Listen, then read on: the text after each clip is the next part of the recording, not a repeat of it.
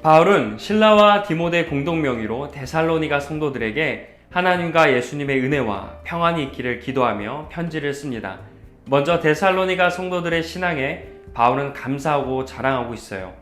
데살로니가 성도들의 믿음이 계속 성장하고 있고 서로 풍성하게 사랑하고 있기 때문이죠. 무엇보다 데살로니가 성도들이 박해와 환난 중에서도 믿음으로 인내하는 것에 대해 감사하고 또 모든 교회에 자랑하고 있다고 합니다. 이어 환난을 받고 있는 성도들을 위해 격려하며 환난 받는 건 하나님의 심판이 공의롭다, 옳다는 증거라고 하고 있어요. 왜냐하면 하나님 나라를 위해 환난 받는 성도들은 하나님 나라에 합당한 사람으로 인정받기 때문입니다. 예수님께서 천사들과 함께 오실 때 하나님을 알지 못하는 사람들과 복음을 듣고 순종하지 않는 사람들에게 영원히 멸망하는 형벌을 내리신다고 합니다. 반대로 모든 성도들에게 영광을 받으시고 또 모든 믿는 자들에게 놀랍게 여김을 받으신다고 합니다. 데살로니가 성도들 역시 바울이 증거한 복음을 믿었기에 앞서 언급한 성도들에 포함된다고 합니다. 마지막으로 바울은 데살로니가 성도들을 위해 기도합니다.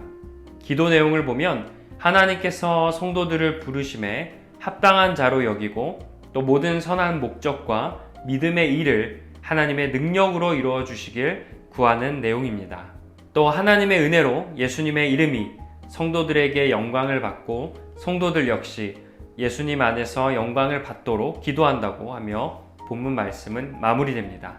이러한 내용임을 기억하며 함께 본문 말씀을 읽겠습니다. 바울과 실로아노와 디모데는 하나님 우리 아버지와 주 예수 그리스도 안에 있는 데살로니가인의 교회에 편지하노니 하나님 아버지와 주 예수 그리스도로부터 은혜와 평강이 너에게 있을지어다.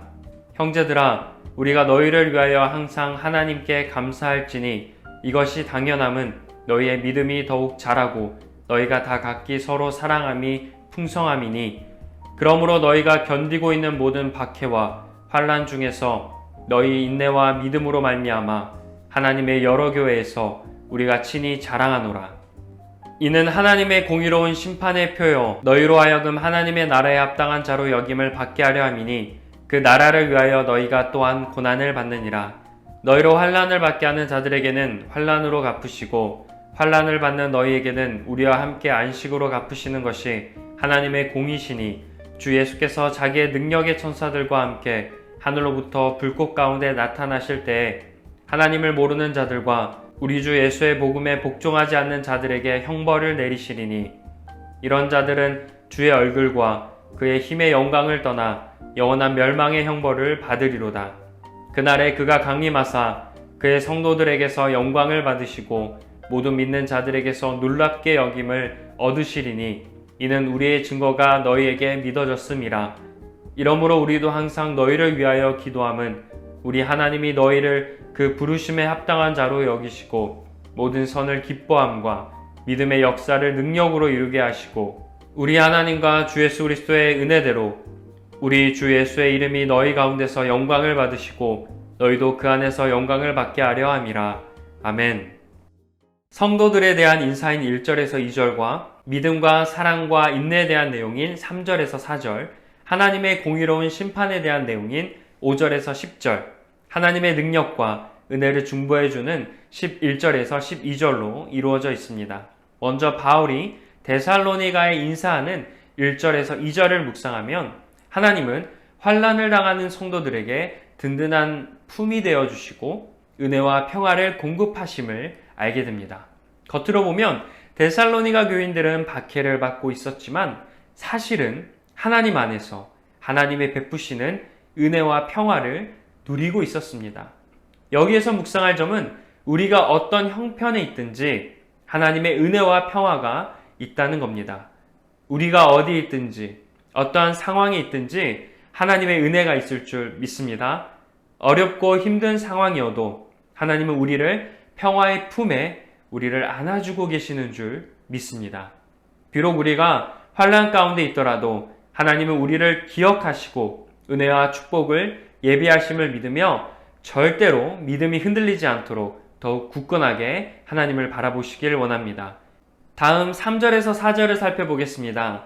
시련 속에서 신앙이 더욱 성숙해지고 또 풍성해집니다. 데살로니가 교인들은 복음을 따라 살면서 박해를 받았지만 하나님께 더욱 충성했고 서로 더 풍성히 사랑했습니다. 하나님의 은혜가 낳은 결과였기에 바울은 하나님께 감사를 드렸고 데살로니가 교인들의 충성이 맺은 열매였기에 바울은 데살로니가 교회를 자랑했습니다. 시련, 역경, 고난 이런 것들은 우리의 신앙을 시들게 하지 못한다는 거죠. 하나님의 은혜와 성도의 신실함은 시련의 땅에서도 믿음과 사랑과 인내를 꽃피웁니다. 여기에서 우리는 시련 속에서 신앙이 더욱 성숙해진다는 점을 묵상하게 됩니다. 데살로니가 성도들은 고난 가운데 오히려 신앙이 더 깊어지고 열매를 더 맺게 되었듯 우리 역시 시련을 통해서 더욱 신앙이 깊어지길 바랍니다. 물론 어렵고 힘든 현실 앞에 신앙이 더욱 견고해지는 건 쉽지 않아요. 하지만 그 가운데 믿음을 잃지 않는다면, 하나님을 끝까지 바라본다면 어려운 그 시기를 이겨내고 그 가운데 큰 성장과 의미를 깨닫게 될 줄 믿습니다. 시련 속에서 더욱 풍성해지고 성숙해질 나의 그 모습을, 또 나의 신앙을 기대하며 어려움을 이겨내시길 소망합니다. 다음 5절에서 10절을 살펴보겠습니다.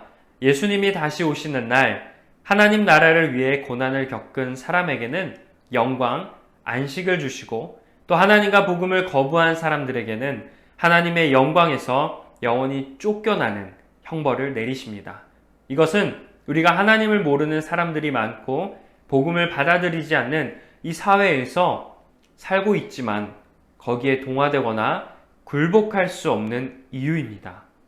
악인의 형통함을 부러워하지 말고 어려움이 따르더라도 하나님 나라에 합당하게 살아가야 합니다.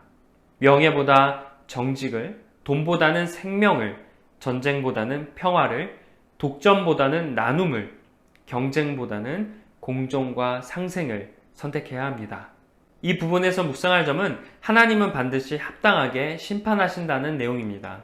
예수님께서는 재림하신다고 분명히 말씀하셨어요. 그때 우리가 비록 고난을 겪더라도 신앙을 지키며 살아가고 있는지, 아니면 신앙을 포기하고 복음을 거부하고 있는지를 보시고 합당하게 심판하십니다. 신앙을 지키며 산다는 건 세상적으로 미련해 보일 수 있습니다. 그래서 우리는 많은 유혹을 받아요. 하지만 결국 최후 영광, 최후 면류관이 있음을 기억하며 끝까지 하나님께 순종해야 합니다. 기독교인이라는 정체성을 버려서는 절대 안 되겠죠. 말씀대로 행동해야 할 줄 믿습니다. 하나님 나라를 위해 고난도 감내하시며 이후 하나님은 크신 영광과 축복을 주시는 그 은혜를 누리시길 축원합니다. 마지막으로 11절에서 12절인데요. 우리를 하나님의 부르심에 합당하도록 그렇게 살아가도록 우리는 창조되었어요. 그래서 우리를 통해 예수님께서 영광을 받으실 뿐만 아니라 반대로 우리도 영광스러운 예수님을 닮아 살아가게 됩니다. 내가 선한 뜻을 품고 믿음으로 행동하는 사람이 되는 건 하나님이 능력으로 이루시는 일입니다. 여기에서 묵상 포인트는 나의 변화는 하나님의 능력으로 나타내는 증거라는 점입니다. 우리는 하나님의 부르심에 합당하게 살아가야 합니다. 그래서 우리는 예수님을 닮아가게 됩니다. 예전에는 오로지 나의 관점으로만 세상을 바라보았는데 점점 하나님의 관점으로 세상을 바라보도록 이렇게 변화되는 것. 나의 욕심이 아니라 점점 하나님 말씀대로 살아가도록 변화되는 것. 또 세상의 즐거움과 쾌락을 쫓았지만 점점 예배와 말씀과 찬양과 기도가 좋아지는 것. 이렇게 우리가 변화되는 건 바로 하나님의 능력이 그만큼 크시다는 뜻입니다. 사람은 쉽게 변하지 않는다고 합니다. 그러나 하나님의 능력은 사람을 완전히 바꿀 수 있습니다. 이제 더욱 변화된 삶을 살며 하나님의 크신 능력을 매일 경험하시길 주님의 이름으로 축복합니다.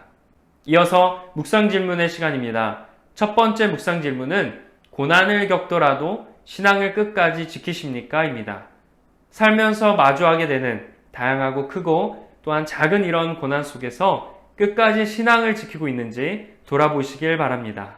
그리고 오늘 말씀처럼 하나님께서 반드시 합당하게 심판하신다는 점을 묵상해 보시길 원해요. 나는 어려움 속에서 그래도 신앙을 잃지 않고 있는지, 아니면 어려움 속에서 때로는 세상과 타협하고 때로는 나를 의지하고 살아가고 있지 않은지 돌아보길 원합니다. 우리가 끝까지 신앙을 지킨다면 최후의 면류관, 최후의 영광을 얻는다는 걸 반드시 기억해서 순간 유혹 속에서 흔들리지 않길 바랍니다. 쉽지 않은 일이지만 우리는 그리스도인으로서 하나님의 자녀로서 반드시 해야 하는 일입니다. 고난 가운데 신앙을 끝까지 잃지 않으시고 노력하시는 분들이 되시길 간절히 원합니다. 두 번째 질문, 변화된 삶을 통해 하나님의 능력을 증거하고 계십니까? 입니다. 모두 공감하시겠지만 사람은 쉽게 변하지 않습니다. 그러나 하나님의 능력은 사람을 변화시키는 줄 믿습니다. 대표적인 예로 바울을 통해 알 수 있어요. 그래서 사람이 변하는 건 어려운 일이지만 불가능한 일은 아니다 라는 걸 알게 됩니다. 왜냐하면 하나님의 능력은 그 어떠한 사람도 변화시킬 수 있기 때문이죠. 여러분은 과연 변화된 삶을 살며 하나님의 능력을 증거하고 있는지 돌아보기 바랍니다. 하나님의 능력으로 나의 어떠한 부분이 변화되었는지도 묵상해 보시길 원해요. 만약 하나님을 믿고도 나의 삶에 변화가 일어나지 않는다면 하나님의 능력이 나에게 일어나고 있지 않다는 뜻이죠. 변화된 삶을 통해 하나님의 능력을 나타내는, 또 능력을 증거하는 삶을 사시는 것에 대해 한번 묵상해 보시고 삶으로 나타내시길 축원합니다. 다 함께 기도하겠습니다. 능력의 하나님, 하나님의 공의로운 심판과 약속된 영광을 바라보며 믿음의 길, 좁고 험한 길로 나아갑니다. 우리의 믿음과 사랑이 더욱 성장하게 하옵소서. 예수님의 이름으로 기도합니다. 아멘.